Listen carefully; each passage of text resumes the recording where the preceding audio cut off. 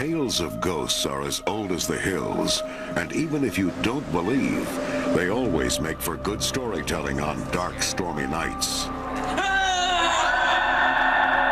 But if the tale is told right, not only does it send shivers up your spine, but it makes you start to question, could it be real? So if you believe that cemeteries, civil wars, and jealousy murders make for good ghost stories, be prepared to be scared. You're about to witness a recipe for the dead rising. Our tour of America's haunted hotels kicks off with one of the most famous and beautiful hotels on the West Coast. And because this hotel's first class, people are dying to get in. When the Hotel del Coronado was built in the 1880s, crowds of people used to picnic at the site just to watch this masterpiece of Victorian architecture go up.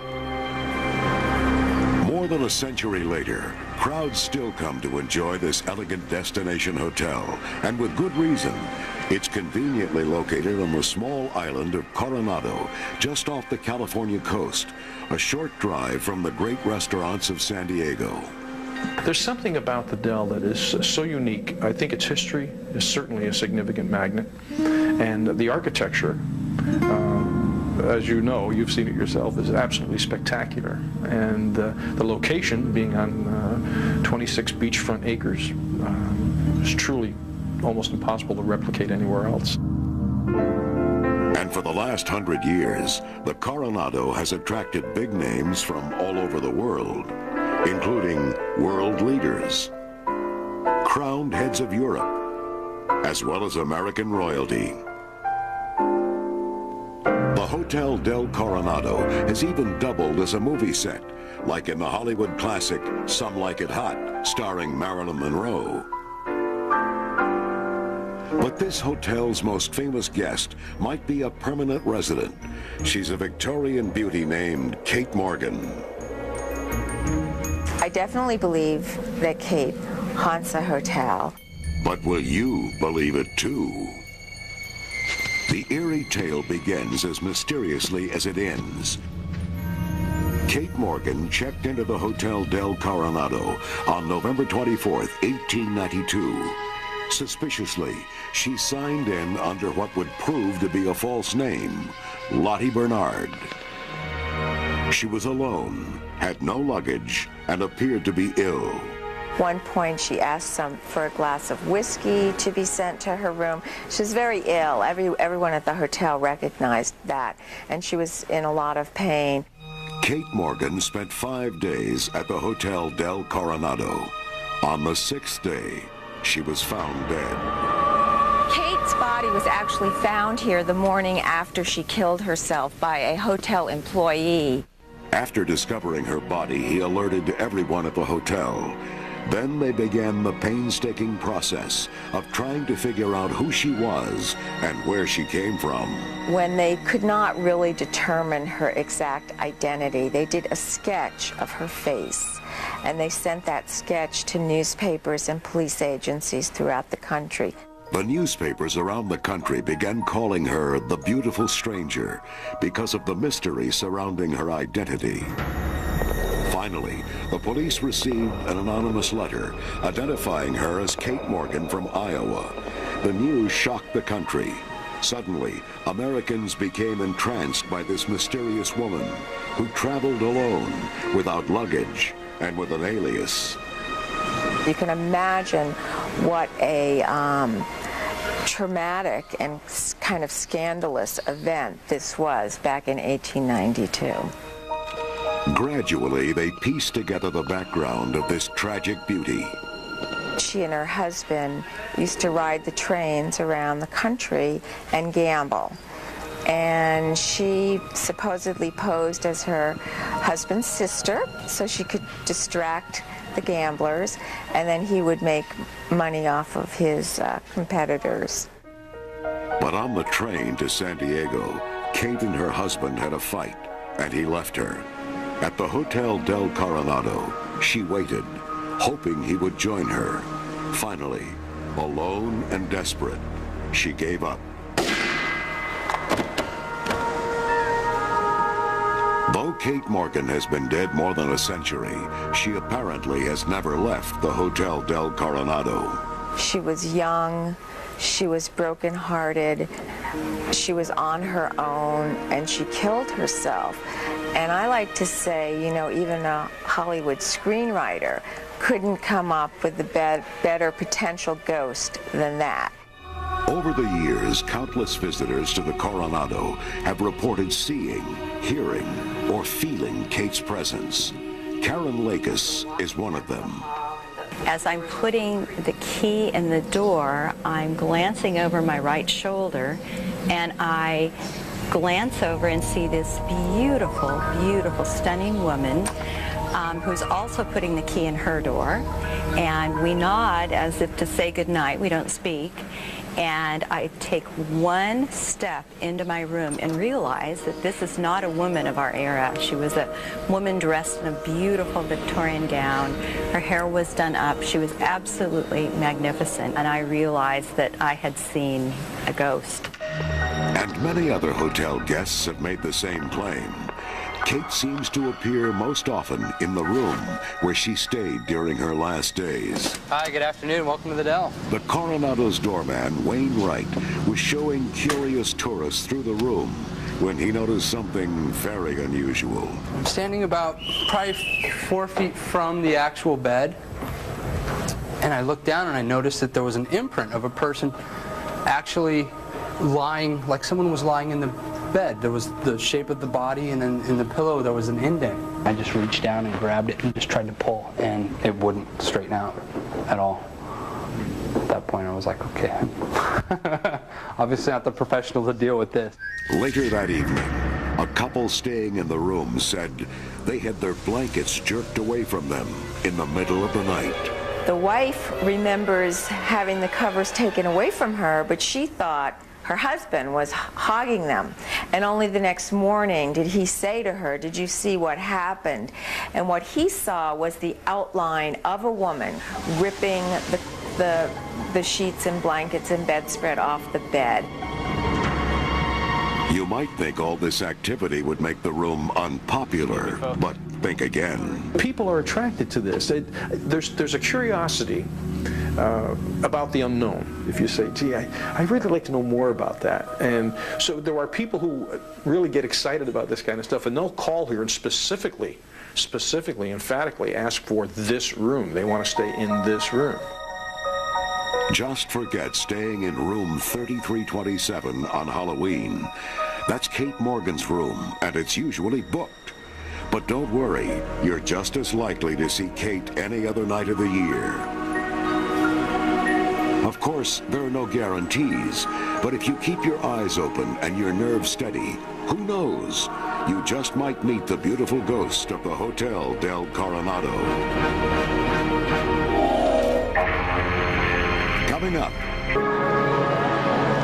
more than half the U.S. population believes in unexplained phenomena, and 1/4 of all Americans claim to have seen or felt the presence of a ghost.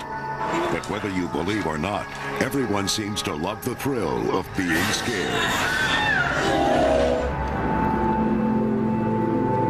The next stop on our tour of America's haunted hotels takes us to Long Beach, California, where the renowned ocean liner, the Queen Mary, dropped anchor more than 30 years ago. One of the top hotels and tourist attractions in the state. More than 1.5 million visitors come here every year, and not just for the food. Guests tour the ship, dine in her restaurants, or spend the night in one of her many historical staterooms. So what draws all these people to a big boat that never leaves the dock? First of all, she was the third largest of the ocean liners built during the era of the great passenger liners. At over 81,000 gross tons, she's over 1,019 feet long, 118 feet wide, and has 12 decks. She's in fact much bigger than the Titanic, which for many people, they believe that was the largest ship ever built. But you would have actually been able to have nested the Titanic within the Queen Mary's hull. The impressive details of her specs aren't all that appeal to visitors. Rumor has it, there are also other worldly lures. The first is the incredible stories that people have to tell, the memories that incorporate the essence of this ship. The second is the physical beauty of the ship. This is one of the few true Art Deco treasures that still exists anywhere in the world. And third, I suppose, would be the ghosts of the ship. That's right, she said ghosts. It's been said that life aboard the most luxurious ocean liner ever to sail the Atlantic wasn't all tea and crumpets. It was frequently filled with drama and death. It began not long after she was launched in England in 1936. It was then that she was pressed into military service as a troop carrier during World War II. Queen Mary is credited, along with the Queen Elizabeth, of shortening World War II by a full year because she could carry so many troops at one time. She still holds the record for the most persons ever aboard a ship, 16,000 passengers and crew during one crossing. They were packed on like herring. You could hardly walk across the deck. There were so many people. When World War II ended, the Queen Mary carried war brides and their children away from their homes in Europe to a new life in America. Even when her war service was over, the Queen Mary's clientele was anything but ordinary.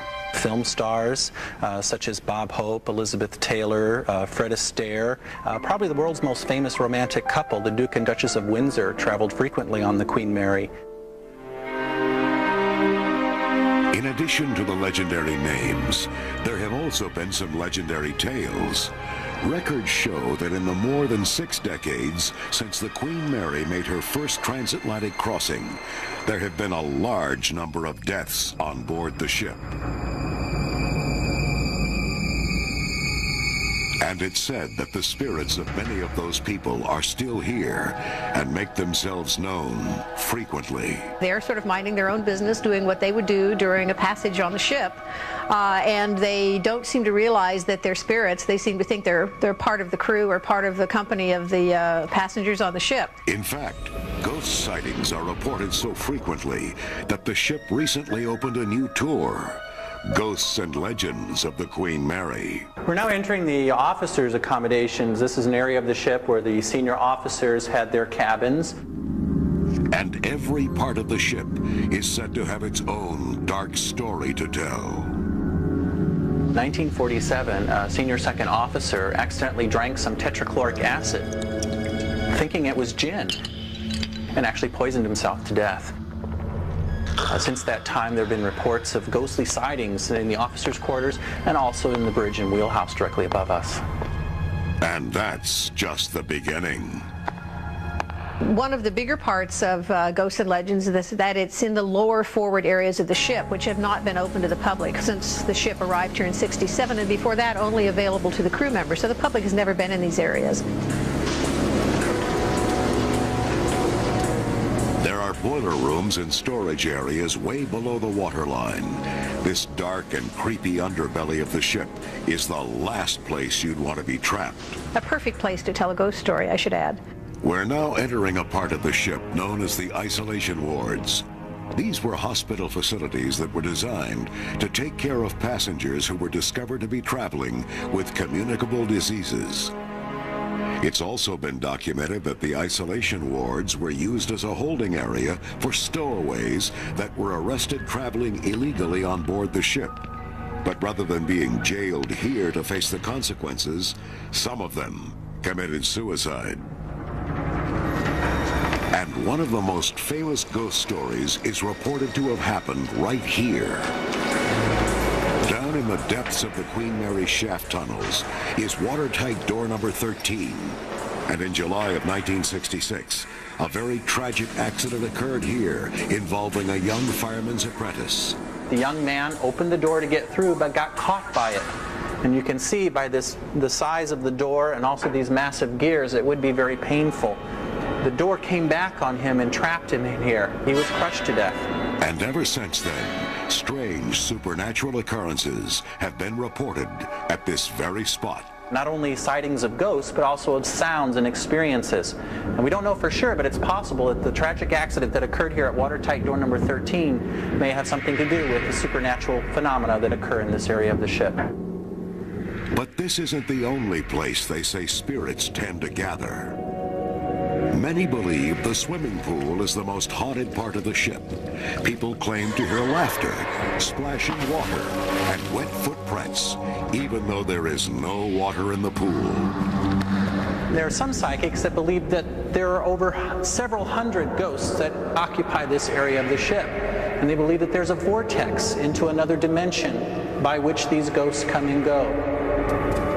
And it's this poltergeist epicenter that people from miles around hope to catch a glimpse of. Well, some of the oldest stories that I've ever heard of reports of ghostly activity in this area involve a woman in a swimming suit.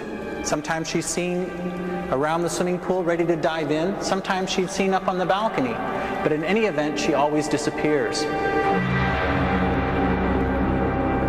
It's believed that one staple spirit of the Queen Mary is a little girl who appears all over the ship.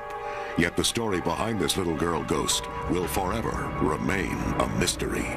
She is a trickster and a prankster. She slams doors and appears to want to play.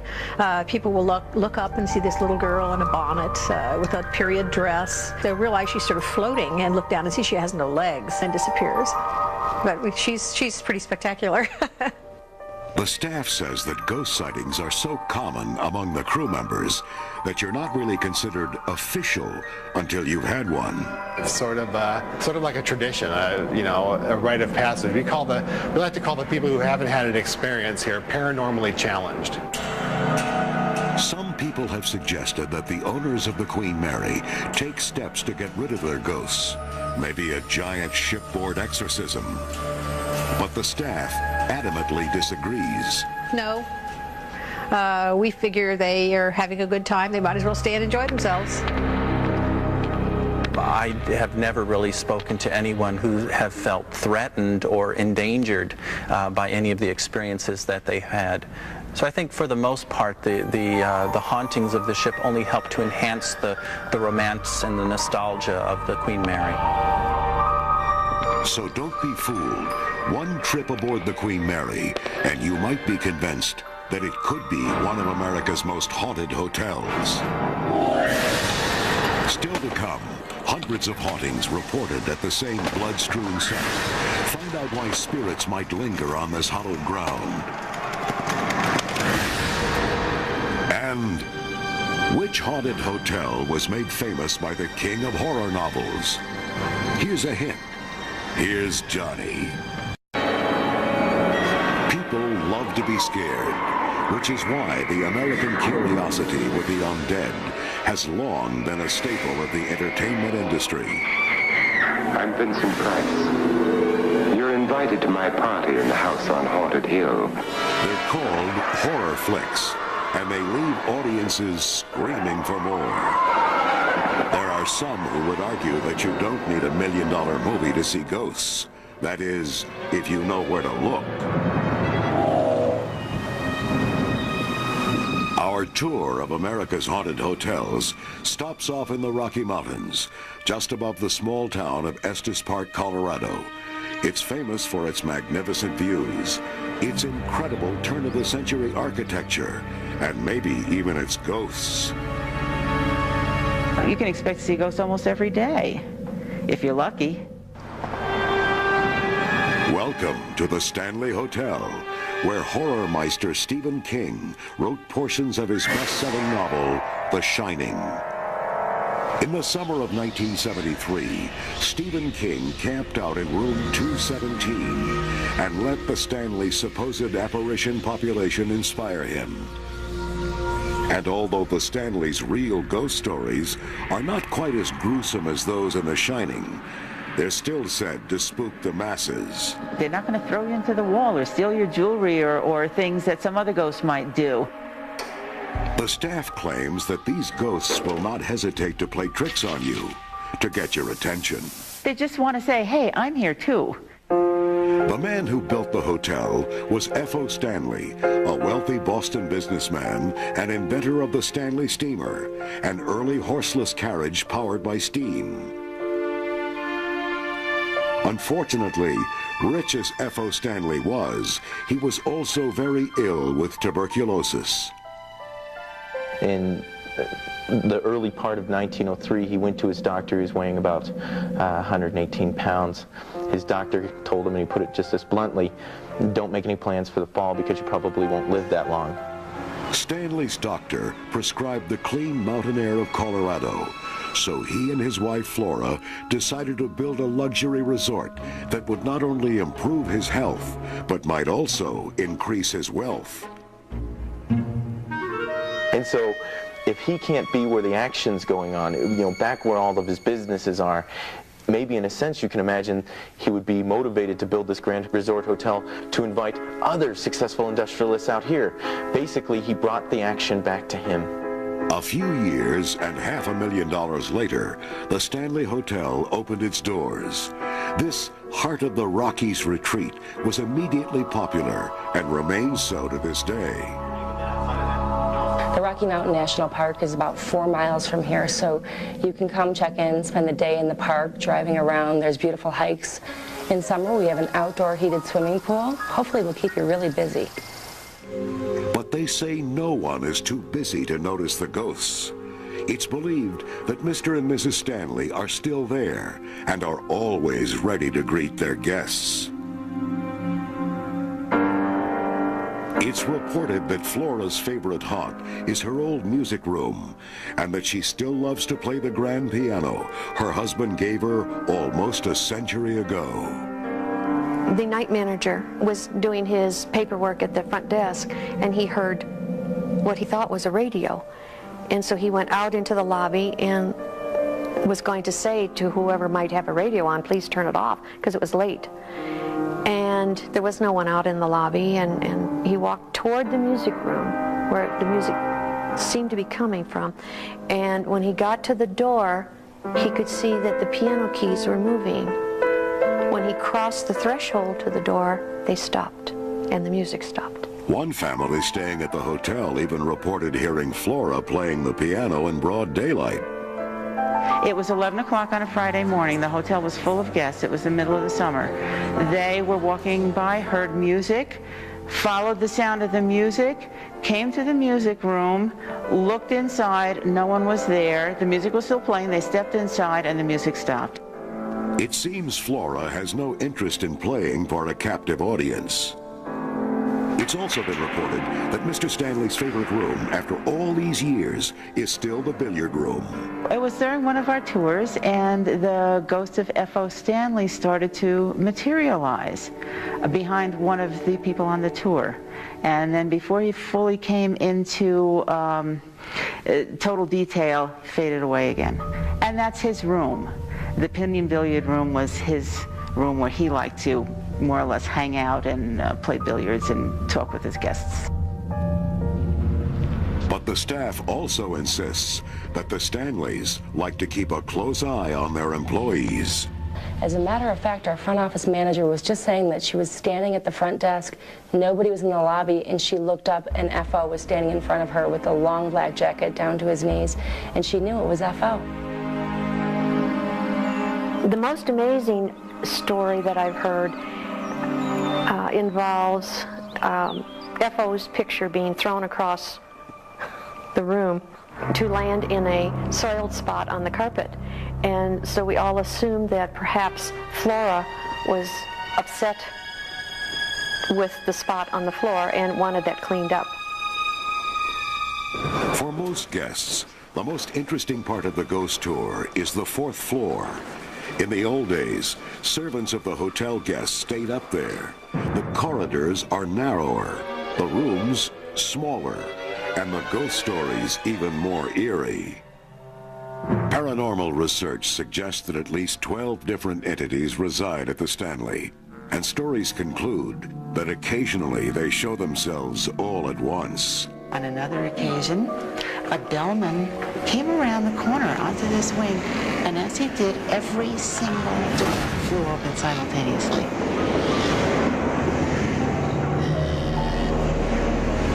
Much of the action is claimed to center around room 418.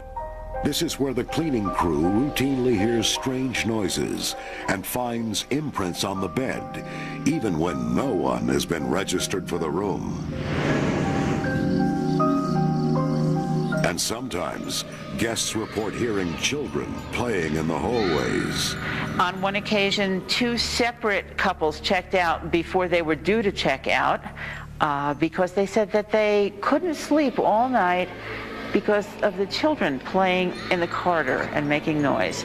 Well, there were absolutely no children registered at the hotel that night on any floor.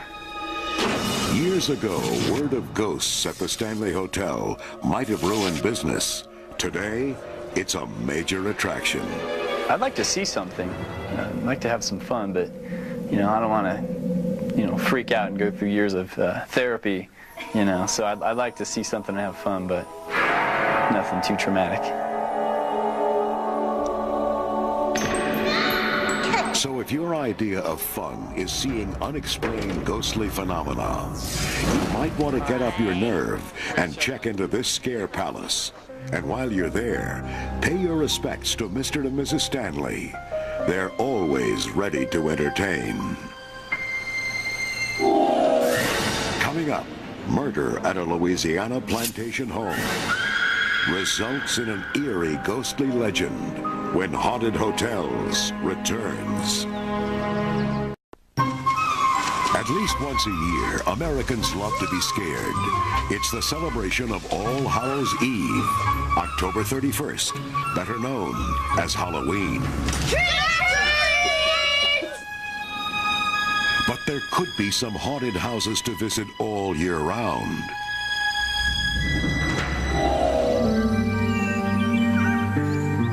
And now, our next ghostly destination is the famous Myrtles Plantation, one of the last remnants of the Old South.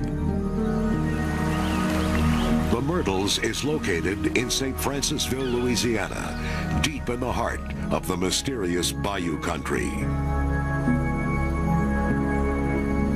The Myrtles is known for its ornamental ironwork on the veranda, hand-painted stained glass, and even its ghosts. Hotel guests Holly and Mark Peretti had heard rumors about the place, but wanted to see it for themselves. When we got here today, we were walking around the grounds, and it's kind of creepy out there. The house has a very distinct personality. It's very unique and elegant, but very creepy, which I would expect it to. Maybe it's the long, dark shadows cast by the centuries-old cypress trees. Maybe it's the misty gray Spanish moss clinging to their branches. But most likely, it's the endless rumors of ghost sightings. In fact, in a Smithsonian Institute study in 1980, the Myrtles was labeled as America's most haunted house. Today, this place is ranked among 13 of the spookiest places in the country. Of course, with every spooky hotel, there's a chilling tale to tell. The Myrtles house is known for its curse. And the story is, General David Bradford built the plantation in the late 1700s on the site of a Tunica Indian burial ground. They were not burying their dead. They would hang the remains, thinking they were close to the sun gods and letting them decay. So the house and the parking lot is on top of what was burial ground at one time. And a lot of people feel the plantation can't help but be cursed because the burial ground was destroyed. And here's how the curse unfolds. The general's daughter married Judge Clark Woodruff. The judge had a slave mistress named Chloe, who had a bad habit of eavesdropping on the family. The judge repeatedly warned Chloe not to do it, but when he caught her at it again, he cut off her ear. A few days later, Chloe took her revenge on the judge. Instead of the usual recipe for the oldest daughter's birthday cake, Chloe threw in oleander leaves, which have the same effect on the body as arsenic. His wife and 2 children died from the poisoning. This is one birthday party the judge would never forget. But some say just because they died doesn't mean they left the scene of the crime. There are 3 of the ghosts, along with Chloe, who was the slave, who still live here. And it's these unseen inhabitants that people come from all over to try and catch a glimpse of. Some people even say they can see Chloe in the mirror and the judge's children skipping through the Myrtles' courtyard. Tita Moss and her husband have owned the Myrtles for more than 7 years. Before they bought it, they were told the Myrtles was haunted. They just didn't believe it. We thought that that was probably an advertising ploy. Having been a marketing major in college, you know, there's lots of hooks that you use. And we obviously were not afraid because we thought, gee, ghost, what a hook. That's great. Bet they get lots of tourists. Had absolutely no idea that it were actually a haunted home. But they figured it out for themselves. We had been here about 3 weeks when my 2-year-old sat up in bed and asked me to please get the little girl off the chandelier.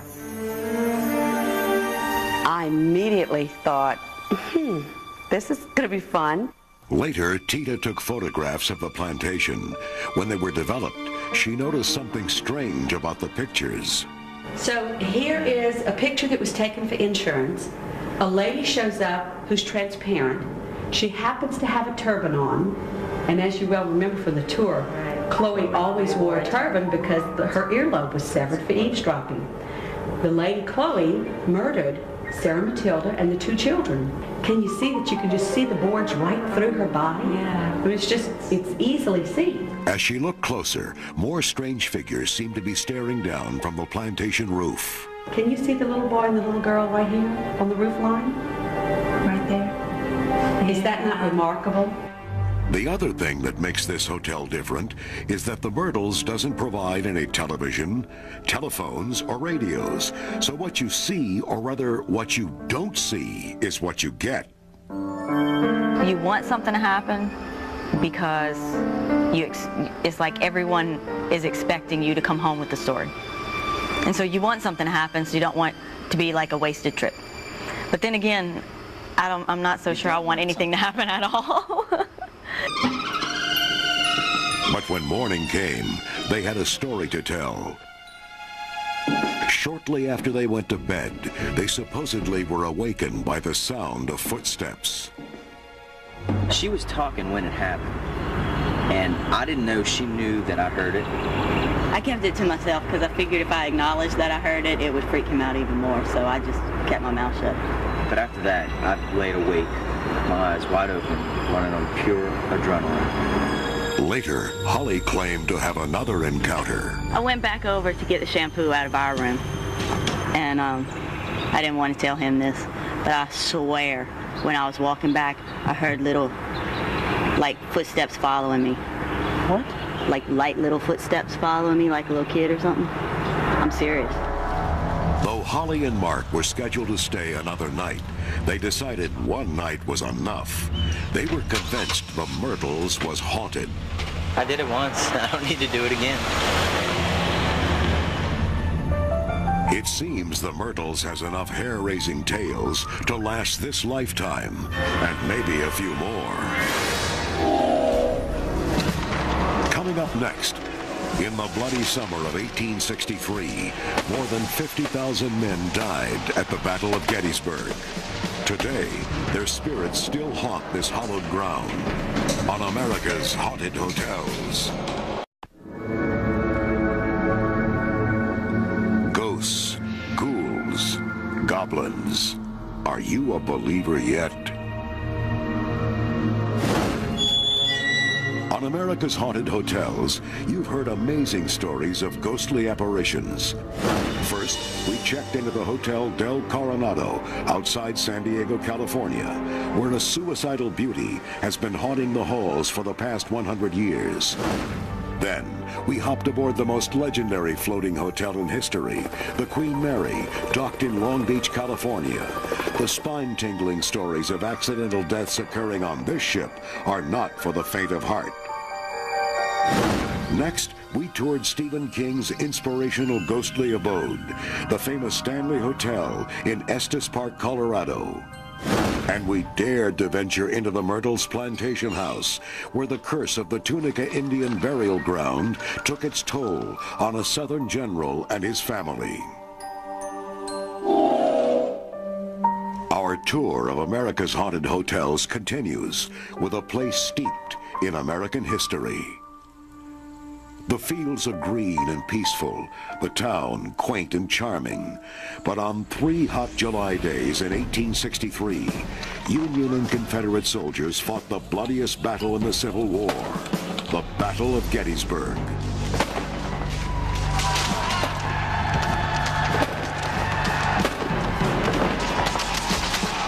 There were more than 50,000 casualties, and 28,000 of them cut down in a single terrifying day. Many believe their spirits still linger here. It's an element called sudden death syndrome. We had 55,000 soldiers who were exposed to sudden death syndrome, the traumatic death. They've been ripped from life at a young age, 15, 17, 19. They had unfinished tasks. And I think that their spirits are sticking around until those tasks are accomplished. Gettysburg is said to be the most haunted place in America. And the most haunted place in Gettysburg may be this 200-year-old building, the Farnsworth House Bed and Breakfast. When the sign outside advertises spirits, remember, it doesn't mean liquor. The Farnsworth House was built in 1810. That means almost 2 centuries of human drama and the potential for hordes of ghosts. Not forward.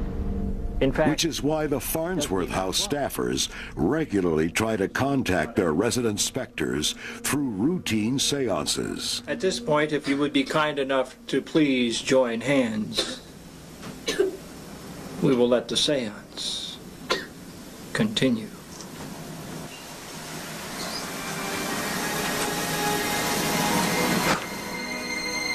Most times, all they get is goosebumps. Other times, much more.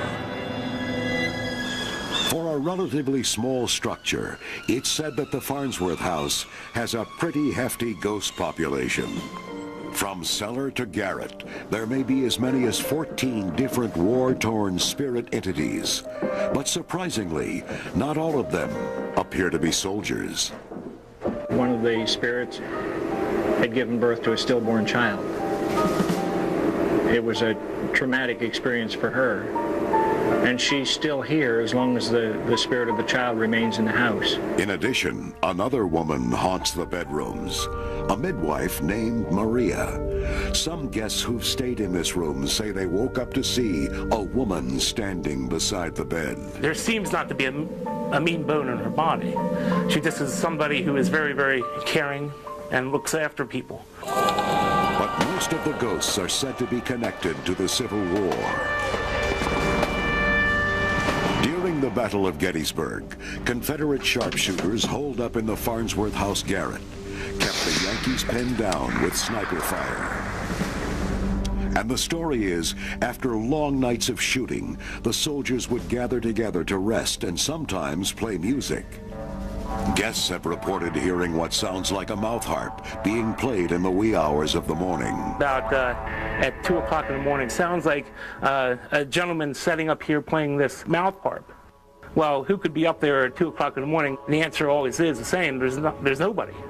Nobody alive, anyway. They say there are more ghosts here than just soldiers and midwives. It's been told that there are also children who haunt these historic halls. In the early 1900s, a 5-year-old boy was brought into one of the bedrooms. He'd been run over by a horse and wagon right outside the Farnsworth house and was too badly injured to be moved further. 5 days later, He died, and it's rumored that his mischievous spirit still haunts this house today. It took only one overnight stay to convince this couple the house was haunted. The longer the night went, the more weird things happened. I felt like someone tickling my cheek, and then I felt like inside my ear, and like my face started going numb on the side. And I felt like chills up and down my body. Didn't sleep a wink. And as the night stretched into daybreak, the panic began to escalate from these strange feelings. I was petrified. I was like, every little sound I heard, I was like looking around the room, what was that? What was that? The feeling that I got was kind of like a mischievous child tickling your cheek and just messing with you. It was bone chilling. I was good until he couldn't take it anymore and woke me up. Once morning arrived, they thought the spooky ordeal was over. She left the room this morning, and I went to take a shower, and, you close the door behind you. When you take a shower, you take your clothes off, close the door. It's kind of common practice. And I'm in the shower, I look over, the freaking door's open. Needless to say, this couple left right after breakfast. They seemed to be in something of a hurry. Are you brave enough to dare a night in the Farnsworth house? Reservations are available for this ghostly Gettysburg Inn. If you visit the Myrtles Hotel in Louisiana, the Stanley Hotel in Colorado, the Farnsworth House in Gettysburg, or the Hotel Del Coronado and the Queen Mary in California, there are no guarantees that you will see a ghost. But if it does happen, there will be no doubt in your mind.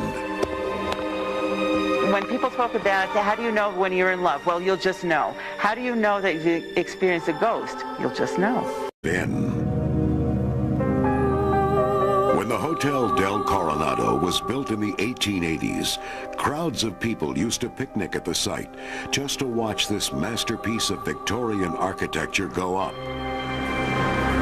More than a century later, crowds still come to enjoy this elegant destination hotel, and with good reason. It's conveniently located on the small island of Coronado, just off the California coast, a short drive from the great restaurants of San Diego. There's something about the Del that is so unique. I think its history is certainly a significant magnet, and the architecture, as you know, you've seen it yourself, is absolutely spectacular. And the location, being on 26 beachfront acres, is truly almost impossible to replicate anywhere else. 2. Suspiciously, she signed in under what would prove to be a false name, Lottie Bernard. She was alone, had no luggage, and appeared to be ill. One point she asked for a glass of whiskey to be sent to her room. She was very ill. Everyone at the hotel recognized that, and she was in a lot of pain. Kate Morgan spent 5 days at the Hotel Del Coronado. On the 6th day, she was found dead. Kate's body was actually found here the morning after she killed herself by a hotel employee. After discovering her body, he alerted everyone at the hotel. Then they began the painstaking process of trying to figure out who she was and where she came from. When they could not really determine her exact identity, they did a sketch of her face, and they sent that sketch to newspapers and police agencies throughout the country. The newspapers around the country began calling her the beautiful stranger because of the mystery surrounding her identity. Finally, the police received an anonymous letter identifying her as Kate Morgan from Iowa. The news shocked the country. Suddenly, Americans became entranced by this mysterious woman who traveled alone, without luggage, and with an alias. You can imagine what a traumatic and kind of scandalous event this was back in 1892. Gradually, they pieced together the background of this tragic beauty. She and her husband used to ride the trains around the country and gamble. Tales of ghosts are as old as the hills, and even if you don't believe, they always make for good storytelling on dark, stormy nights. But if the tale is told right, not only does it send shivers up your spine, but it makes you start to question, could it be real? So if you believe that cemeteries, civil wars, and jealousy murders make for good ghost stories, be prepared to be scared. You're about to witness a recipe for the dead rising. Our tour of America's haunted hotels kicks off with one of the most famous and beautiful hotels on the West Coast. And because this hotel's first class, people are dying to get. And for the last 100 years, the Coronado has attracted big names from all over the world, including world leaders, crowned heads of Europe, as well as American royalty. The Hotel del Coronado has even doubled as a movie set, like in the Hollywood classic Some Like It Hot, starring Marilyn Monroe. But this hotel's most famous guest might be a permanent resident. She's a Victorian beauty named Kate Morgan. I definitely believe that Kate haunts a hotel. But will you believe it too? The eerie tale begins as mysteriously as it ends. Kate Morgan checked into the Hotel del Coronado on November 24th, 1892.